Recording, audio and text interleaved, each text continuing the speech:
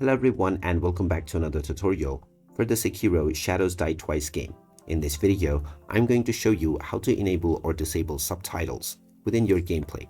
So let's get started right away. First of all, open up the Sekiro Shadows Die Twice game on your device, and once you are taken into the main menu, just scroll down and click on Settings. From the Settings page, click on Sound and Display, and now you will see the Subtitles menu. You can click on the buttons at the side to enable or disable subtitles. After you have chosen your desired option, you can go back to the main menu and your settings will be saved. Now, if you wish to change the language of the subtitles, then just scroll down and below the settings button, you will find the language. Just click on this, and now from the language options page, you can click on the language that is currently selected and then choose the language that you wish to change into. To change the language for the subtitles, make sure you choose the text option and then click on your desired language. And now you can simply go back and your subtitle preference has been applied.